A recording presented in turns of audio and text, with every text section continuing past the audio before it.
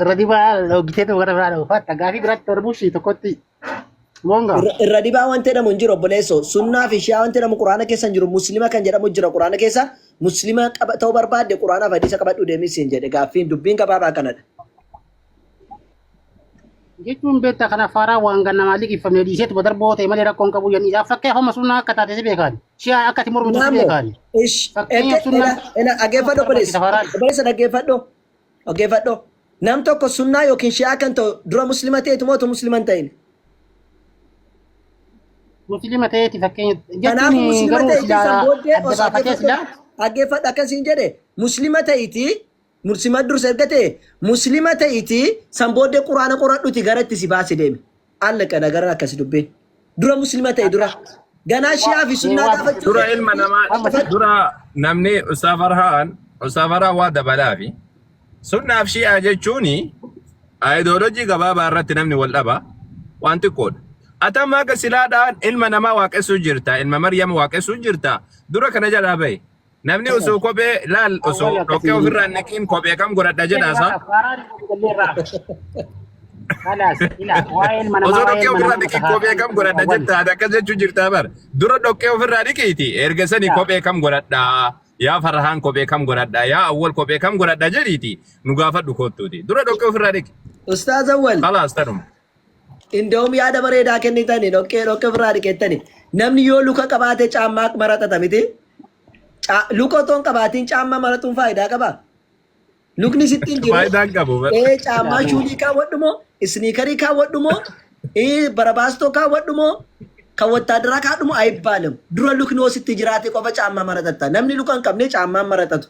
Sanaaf dura luka ofitti kaawwadhuti san booddee maal goota? San booddee moo sakamiin kaawwadha caammaa? Caammaa dhiifama galaana kiyyan gaata. Ila caammaa quxurii meeqa natti ta'a?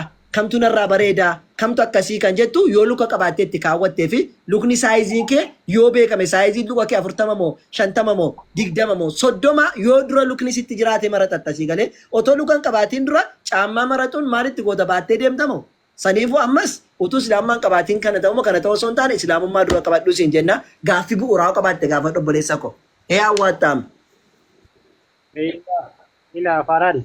An jechuun gaafii kana sirraa barachuu dhufe garuu ammoo amantii namaa keessa kana arrabsu yookiin amantii kiyyaa ammoo salawwalii dura dhoqqee minaaminiyee ilma namaa gabbartaa jedhe. Ani illee darbee amantii keetii waan biraa haa jedhuuf hin barbaachisu. An ammoo hamma dandeen sirraa waa hubadhee beekumsa tinaa turraa waa qoodadhee si biraa ba'uuf malee amantii kiyyaa rafitee kan kee arrabsu. Situ gaafataan jiru baqqala. Situ gaaffii sirriin gaafattu. Namni bar shi'aa ta'u moo sunni ta'uu hibbaalaan hin jedhamu bar. Ati ganaa musliman taane shi'aaf sunnaa maaltu si gaafachiisu si geesse. Muslima ta'e kan booddee muslima keessa kan quraanni fi hadiisni jedhu jala deemii jedhani. Waa'ee nama gabbartaa moo macaafatu jedha Yesuus Kiristoos nama jedha sanaaf sitti mani malee waan biraa miti. Waa'ee Yesuus Kiristoositti deebina hojjette Yesuus Kiristoos namadha jedha. Kanaafuu ati immoo nama Yesuus Kiristoosii waaqa jedhu waan taateef ilma namaa gabbarurraa dura gara waaqayyoo gabbaruutti kottu jedhanii sitti mani. Sun maal jechuudha? Dubbii isa siraa isa dhuma isaa sitti mani. Dura isa jalaa bahiitii as deebiiti moo gaafa waaqayyoo gabbaruu jalqabdee sunnah siap ila wae Yesus si wajin asa barbada maaf jennaan Yesus asaniyyuu nama galuu fidi akkatti waa galchu an kajaar wae maman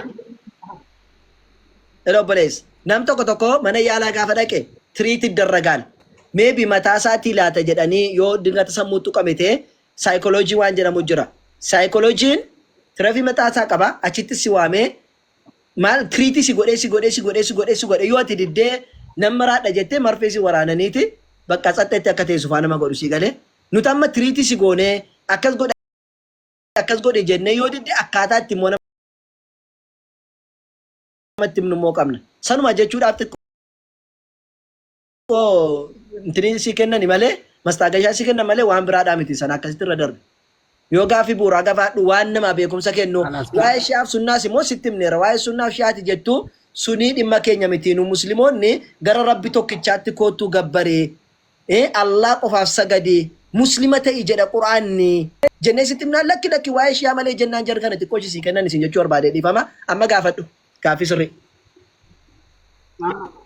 Waa jechuun naafsi walii galara jiddumaan jechuun wanti barbaachisu dubbatame gaafii ansi gaafatu ammoo quraana keessatti afaan addunyaa kanarra dubbatamaa kun hundi isaa quraana keessatti walqixa akka ta'e quraanni waa'ee afaanii kana akkamitti ilaala quraan afaan hundi walqixa jedhamu akkamitti ilaala waa'ee afaanota addunyaa irra dubbatamaa kana deebisee waan kana si gaafate. والكده جد ربي سبحانه وتعالى قرآن كيسة بقول الناس دم فاكسة ومن آياته واختلاف ألسنتكم وألوانكم جد ربي سبحانه وتعالى آيات يوكيمو ربي سبحانه وتعالى وقم ما سارة وانا أجر سيسو كيساتني تكفى ربي سبحانه وتعالى أفان كيسان غرغر غوري في بيفا كيسان غرغر غوري أمون ملتو رب الراتي جد كنافو ولا يتادبدو غراغنيا سي سلطنيا سي أوروموا سي ربي برتي تكمل كنافو وانت ربين إني غراغيا سو سلطيا سو أورومو أمارفا سو سي ربي سبحانه وتعالى وان إني كانت تكني مالين جناني أكا tokkichummaa rabbii agarsiisuudhaaf rabbi buratti rabbiin quraana keessatti boqonnaa 49 lakkoofsa 13 irratti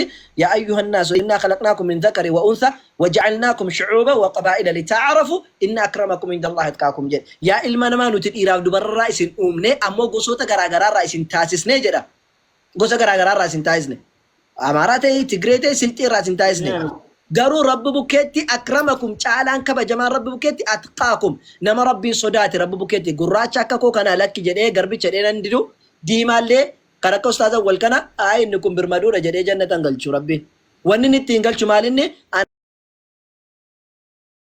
anaaf ustaaza waliin lamaan keenya iyyuu sodaa rabbii nama qabu qofaa jechuudha si galee kan akkasitti hubadhu.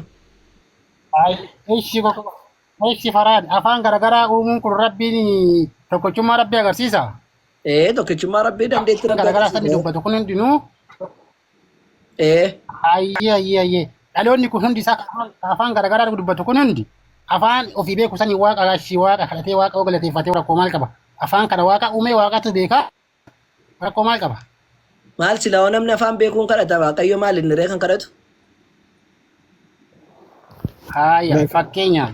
Haadhoo laalli quraanni kun addunyaa kana keessatti afaan tokkicharra hundaa.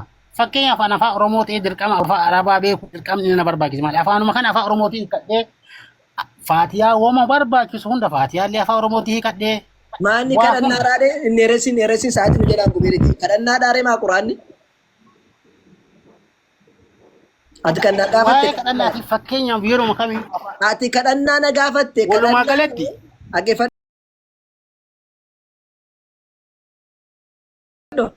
Kadhannaani afaan barbaadde rabbiin kadhadhu sin jedhe kadhannaa yoo kaante immoo adda baasinatti mee san booddee immoo san ammoo akka isaatti si deebisa kadhannaa afaan barbaaddeen kadhadhu an taa'ee yaa rabbii kiyya mucaa kana qayyeeshi kun ammas rabbiin afaan oromootiin kadhataa jira karaa dhugaatti isa fidi yaa rabbi malallee jireenya gaarii naa kenni mee suuraa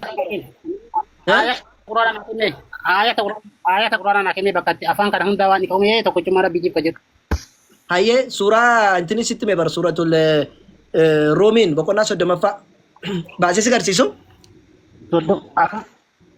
Afaan kana hundaayyuu tokkichummaa rabbiitiif uume ka jedhu mee agarsiisee jiru.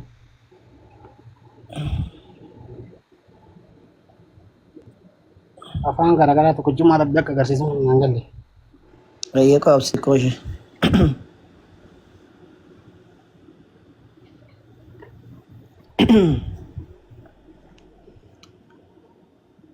Joobirriina gaafatamu hundi kun maalin? Rabbiin subhaanahu wa ta'ala afaan hundayyuu kan uume mallattoo tokkichummaa isaa agarsiisuufidha. Mallattoo isaa irraatii jedhee sitti sana bartee obboleessa. Kunillee faaraan gara biraa keessa kanallee yoo dubbatte fakkeenyaaf afaan Oromoo keessatti maal dubbateera? Naabaas itti namni suutuma jedhe obboleessa. Mee suutuma jedhe naabaas itti miti sii baasa. Obsi xiqqoo ishee.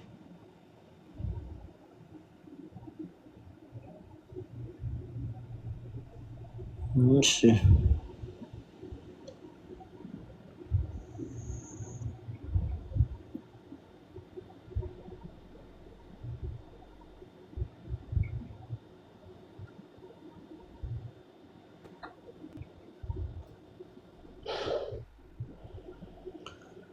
آياته خلق السماوات والأرض كنوا ميردا